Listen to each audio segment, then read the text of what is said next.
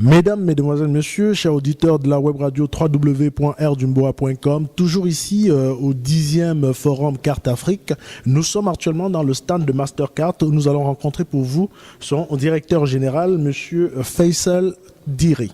Très bien, je vous remercie infiniment pour cette invitation. Alors, Mastercard, c'est une société qui opère dans le secteur des technologies de paiement, d'une manière générale, et non pas juste la carte, mais c'est vraiment la technologie de paiement. C'est un facilitateur et qui intervient à plusieurs niveaux dans l'écosystème des paiements. C'est un réseau de commerçants, c'est un réseau de guichets automatiques de billets, c'est un centre de traitement mondial, et c'est également une société qui apporte des solutions de paiement pour répondre à des problématiques données. Donc, quelle est aujourd'hui la 10e édition, sa particularité, la 10e édition de Carte Afrique? D'abord, on est partenaire de cet événement pour la 8e année consécutive. Et donc, la particularité de cette édition, de cette 10e édition, c'est que pour la première fois, elle va prendre en considération tout l'écosystème des paiements, en incluant à la fois les gouvernements, les banques et institutions financières et les commerçants et entreprises. Aujourd'hui, le challenge qu'on essaye de résoudre ou de répondre, c'est un challenge et en même temps une opportunité, c'est par rapport à l'inclusion financière. 2 milliards d'individus n'ont pas de compte bancaire dans le monde, et si l'on regarde au niveau de l'Afrique, c'est des centaines de millions. La problématique aujourd'hui, ou ce que l'on cherche à développer, c'est comment capitaliser sur le pouvoir de la technologie et de l'innovation pour répondre à ce challenge. Et justement, on parle ici des diverses expériences pour répondre à ces challenges, parce que maintenant, la technologie, elle est disponible et on peut y arriver grâce à la technologie. Donc voilà qu'est-ce qu'on cherche à mettre en avant au niveau de cette 10e édition de Carte Afrique. Voilà, donc comme vous l'avez d'ailleurs souligné, Monsieur Diri, aujourd'hui, vous voulez vraiment, on va dire, bancariser l'Afrique, disons beaucoup plus l'Afrique du côté rural, donc rentrer dans les villages pour bancariser, mais on n'est pas sans ignorer qu'aujourd'hui, parler de Mastercard, c'est de parler de la monnaie virtuelle, et on sait très bien que nous, nos parents, ils préfèrent avoir du cash que d'avoir de la monnaie virtuelle. C'est quelque chose auquel ils ne sont pas habitués. Quelles sont les stratégies que Mastercard aujourd'hui a mis sur pied pour pouvoir atteindre cette cible et leur sensibiliser par rapport à cette virtualisation? Tout à fait. Donc vous avez touché un point fondamental qui est la culture du cash, qui est une culture qui n'est pas spécialement africaine ou d'Asie du Sud-Est, ou enfin de ces pays dits émergents. Elle est également même en Europe. Vous avez un pays comme l'Allemagne où la culture du cash est très importante, et pourtant la monétique est hyper bien développée, mais pourtant beaucoup de personnes préfèrent payer en cash et en espèces. Donc pour changer ça, c'est difficile, mais à partir du moment où vous arrivez à démontrer à ce grand-père que vous me disiez là, dans la brousse par exemple, vous arrivez à lui démontrer que utiliser une carte de paiement ou un paiement mobile, c'est plus sécurisé pour lui que de payer en cash. Si vous arrivez à le convaincre, il le fera. C'est des hommes intelligents, ces messieurs-là. Et c'est des hommes et des femmes qui ont une certaine logique et un certain rationnel. Si vous lui dites tout simplement, tu perds ton argent, tu l'as perdu définitivement, tu perds ton plastique, tu n'as perdu qu'un bout de plastique. Tu n'as pas perdu ton argent. Ton argent, il est toujours en sécurité dans l'endroit le plus sécurisé au monde quasiment, qui est la banque. Il est plus sécurisé que l'argent qu'il a chez lui, à la maison, sous le coussin. Il peut se le faire voler, même par ses proches. La carte, il peut se la faire voler. Si la personne ne connaît pas le code confidentiel, il ne peut rien faire avec. Donc il faut convaincre, et il y a effectivement de l'éducation à faire. Il y avait ici l'expérience du Kenya, par exemple. C'est extraordinaire. Qu'est-ce que les Kenyans ont de plus que les Ouest-Africains ou les Central-Africains ou les Nord-Africains? Ces personnes-là, avec des initiatives comme on a entendu là d'Equity Bank ou des initiatives d'opérateurs de téléphonie mobile comme Vodafone, Safari Vodafone, ils ont réussi à développer le paiement électronique, c'est-à-dire que le pêcheur qui va chercher du poisson arrive, vend sa pêche aux clients qui sont sur la terre ferme en train d'attendre ce poisson et la transaction se fait par paiement mobile. Ce que je veux dire, c'est qu'il y a l'éducation et c'est vrai, le changement culturel n'est pas évident, mais c'est important à le faire. Et à partir du moment où vous arrivez à convaincre ça, et autre chose aussi, vous allez convaincre la personne par rapport à son utilité, c'est-à-dire qu'est-ce qu'il va gagner si jamais il utilise ces moyens de paiement électroniques. Il va gagner du temps. Par exemple, admettons que cette personne reçoit une pension de retraite. Il reçoit une pension de retraite, très souvent maintenant, quand on reçoit une pension de retraite, qu'on est retraité, on doit aller d'abord dans une administration pour montrer qu'on est encore vivant, avoir un certificat de vie. Après avoir reçu le certificat de vie, on doit aller au trésor public pour recevoir son chèque de pension de retraite. Après avoir reçu son chèque de pension de retraite, on va dans une banque pour avoir la contrepartie en argent contre ce chèque. Il y a cette personne, pour faire ça, il habite dans la brousse, il doit aller prendre un taxi ou doit aller prendre un moyen de locomotion pour aller en ville. Arriver à la ville, il y a toutes ces pertes de temps, etc. Si vous lui dites maintenant, tu restes chez toi, tu ne bouges pas, tu fais juste un coup de téléphone, on reconnaît ta voix, parce que la technologie maintenant biométrique de la voix, la reconnaissance vocale existe. On reconnaît ta voix et tu as ton argent instantané sur ta carte. Tu peux aller chez le commerçant de la brousse, payer avec ta carte pour acheter ton huile, ton manioc, etc. Et en même temps, tu peux un peu retirer de l'argent de ce petit commerçant-là. Si vous apportez toute cette utilité dans l'écosystème et vous lui démontrez donc qu'il est gagnant, ben, il va certainement un peu bouger. Mais c'est vrai, c'est pas évident. C'est vrai, c'est pas évident. La culture du cash, sentir l'argent, le paquet, les billets, c'est important. Mais quand on se les fait voler, croyez-moi, ça fait pas rigoler. Alors que le plastique, c'est pas grave, c'est un bout de plastique. Ça aussi, même au niveau du plastique, je pense qu'il y a une éducation à faire, parce qu'il y a beaucoup qui pensent que s'ils égarent le plastique, c'est qu'ils ont égaré leur argent. Donc il y a un travail d'éducation à faire pour faire comprendre que, d'ailleurs, il faut signifier que dans tout ça, c'est le code qui est plus important à garder top secret. Voilà. D'accord. Donc je suis avec mon collègue Alain Yapi de Auto Magazine. Je vais lui passer le micro s'il a quelques questions à poser. Déjà, je remercie monsieur le directeur de Mastercard qui nous offre cette tribune là pour échanger une fois de plus sur les questions d'inclusion financière. Et comme il a dit, ce sont des questions qui touchent réellement le public, qu'il soit kenyan, qu'il soit ivoirien, qu'il soit de la Guinée. C'est tout un monde rural et même tout un écosystème qui a besoin de se faire bancariser pour ne pas se faire voler de l'argent. J'aimerais par exemple vous dire quelque chose concernant l'inclusion financière. Et vous avez parlé d'éducation, de sensibilisation. Et je me demande quelles seront les personnes les mieux placées pour pouvoir sensibiliser ses parents. Je veux parler des enfants. Est-ce que Mastercard a prévu au fait des initiatives en faveur de cette jeunesse-là qui aujourd'hui est plus apte à ces nouvelles technologies, puisque maintenant on parle de multi-device, multi-canal, cette jeunesse-là est plus enclin à laisser le cash pour se tourner vers les solutions de monétique. Est-ce que plutôt Mastercard accompagne cette jeunesse-là dans le cadre de l'inclusion financière? Absolument. Absolument. Donc, effectivement, bien sûr, on appelle souvent cette jeunesse-là les millennials d'ailleurs. Les millennials, ceux qui sont nés qui ont 20 ans dans les années 2000, disons, maintenant. Et ces gens-là sont hyper connectés, vous l'avez dit.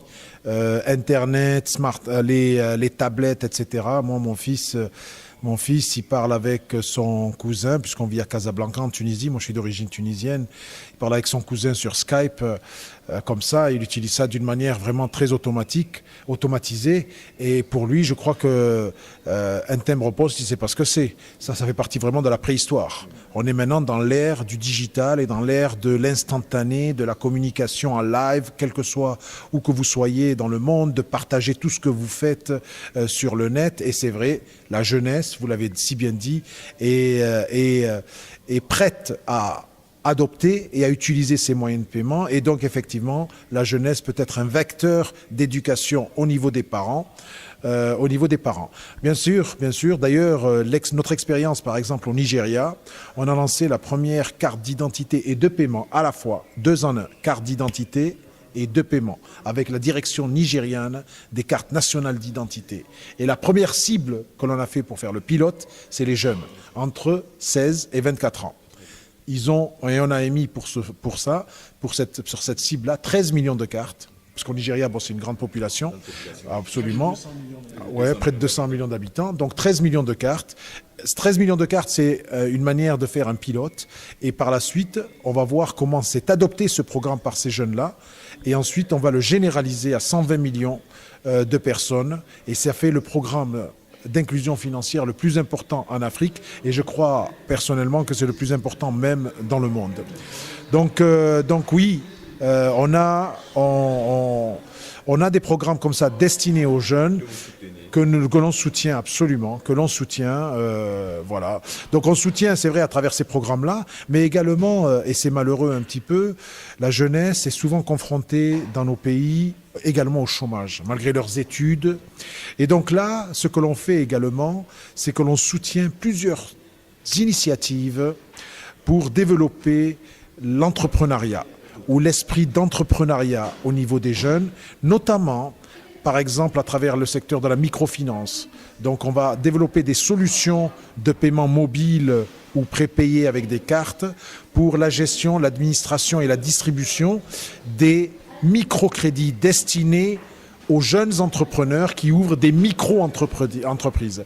Et ceci aura bien entendu, on l'espère et on y croit, un impact économique et social clair dans le pays. D'ailleurs, récemment, on a signé avec Enda, Interarabe, c'est une société de microfinance tunisienne, la plus importante en Tunisie, pour justement développer le micro-entrepreneuriat qui est essentiellement développé par les jeunes.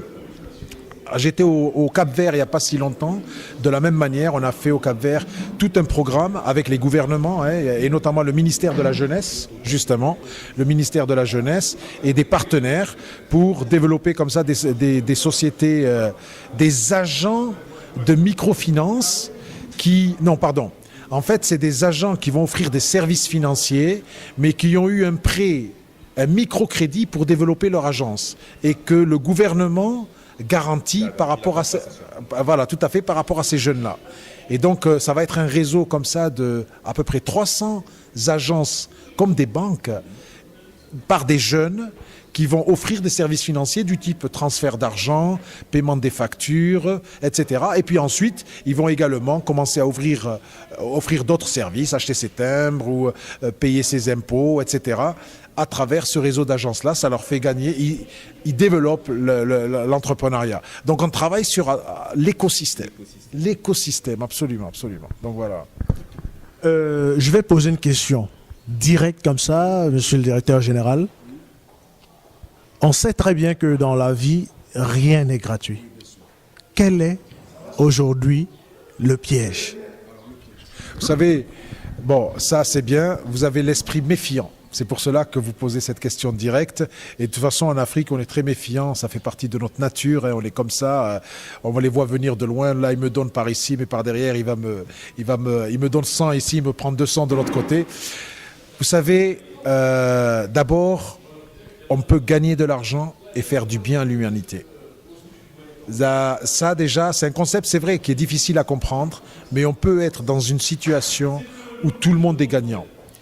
Quand on regarde aujourd'hui nos sociétés, le fait qu'elles soient basées sur le cash et les espèces, c'est une société déséquilibrée.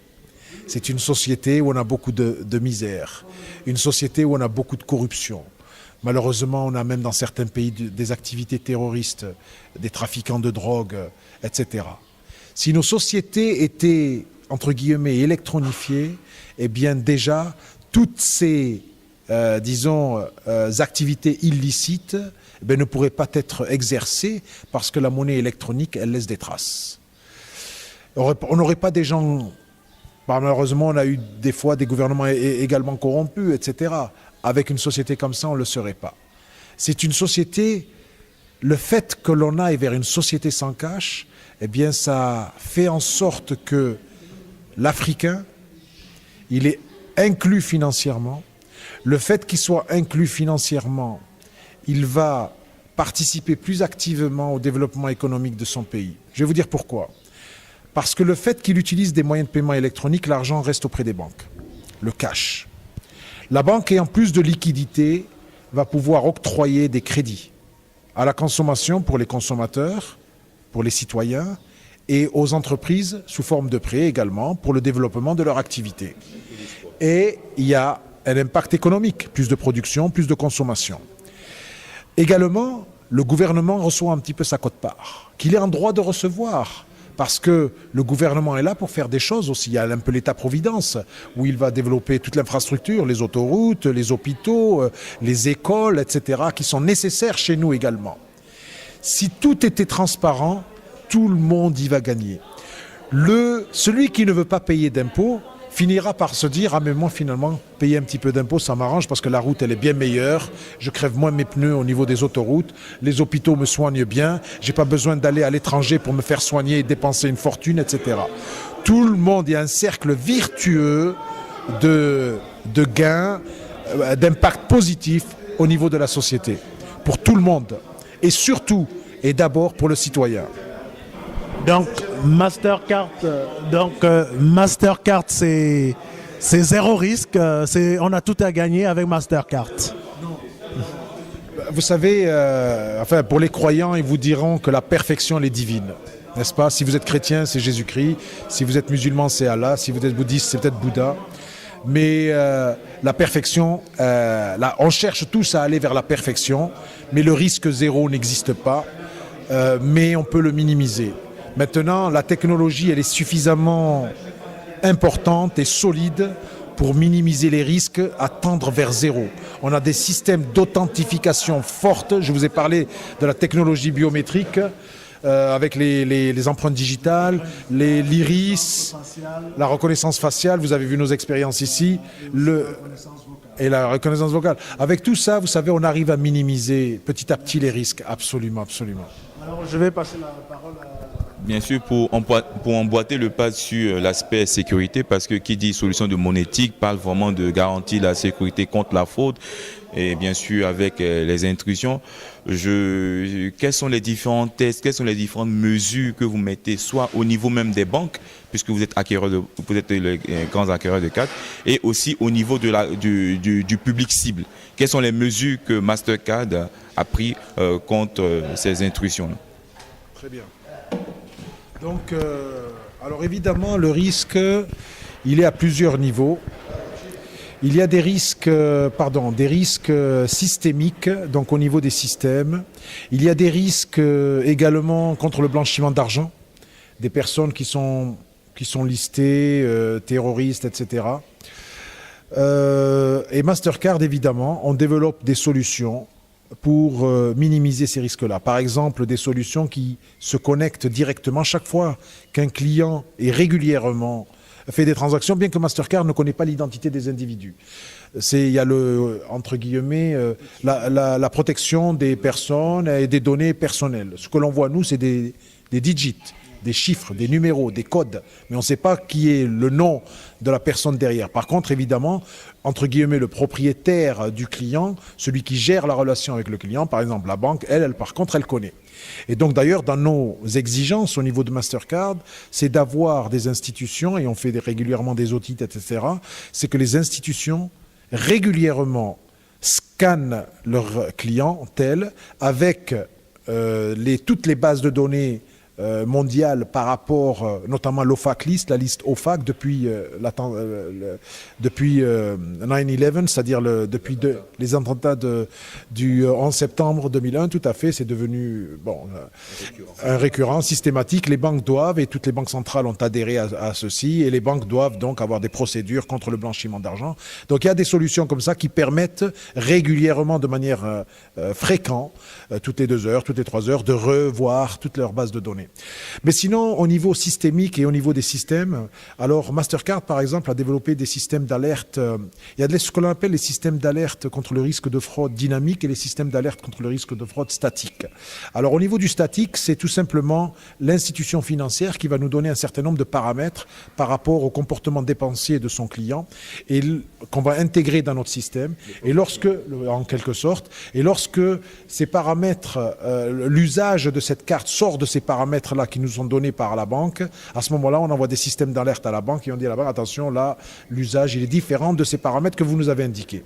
C'est intéressant, mais c'est pas le top, parce que c'est statique, c'est figé. Nous, ce que l'on a développé, c'est le dynamique, c'est-à-dire que chaque individu va être lui-même mesuré par rapport à son comportement moyen et chaque individu a ses propres paramètres. Et donc à ce moment-là, lorsqu'il sort de ses propres paramètres, on envoie des systèmes d'alerte à la banque qui peut faire le relais au niveau du client. Par exemple, vous avez votre carte Mastercard, vous utilisez votre carte au Maroc constamment, puis un jour vous allez en France et d'habitude vous l'utilisez jamais en France. On va vous envoyer un SMS, est-ce que c'est bien vous qui utilisez votre carte en ce moment, par exemple? On a également des solutions que l'on appelle safety net. Au niveau de notre système, on a ce que l'on appelle une parapluie. C'est un petit peu comme une boule de protection tout à fait mondiale, planétaire, et où ça touche essentiellement les programmes, notamment de cartes prépayées, où lorsque les niveaux de transactions deviennent très très importants, à ce moment-là, on peut bloquer et envoyer des messages à la banque émettrice en disant attention, là il y a un très fort risque parce que vous avez beaucoup de transactions, même si vous les autorisez. Mais on se dit que peut-être vous n'êtes pas au courant, que vous avez peut-être un hacker qui est rentré, vous avez peut-être des choses comme ça, ou alors vous avez quelqu'un même de l'institution lui-même qui va faire de la fraude, parce que ça existe malheureusement, souvent la fraude elle est interne, elle n'est pas spécialement... Souvent, absolument, absolument. Donc voilà, on a ces systèmes-là. Après, effectivement, on a aussi des systèmes de sécurité, ce que l'on appelle la tokenisation, par exemple, où vous allez utiliser le téléphone mobile pour faire des paiements avec une carte derrière, mais on ne voit jamais le numéro de carte. On voit toujours un alias. Un numéro et avec encrypté, et en plus un numéro qui n'a rien à voir avec votre numéro de carte, mais qui représente votre carte. Et avec ce numéro, on ne peut rien faire. Donc même si des fraudeurs réussissent à prendre ce numéro-là, ils ne peuvent rien faire avec, parce que ce n'est pas la carte originale, etc. Il y a des tonnes de solutions, et ensuite, bon, après on peut aller très loin. Par exemple, vous avez des TPE qui, au lieu de mettre un code confidentiel, c'est avec votre empreinte digitale. Donc là, bon, à moins qu'on coupe le doigt, et encore, mais même parce que ça reconnaît le doigt mort, le doigt vivant, bon, etc. Donc, voilà.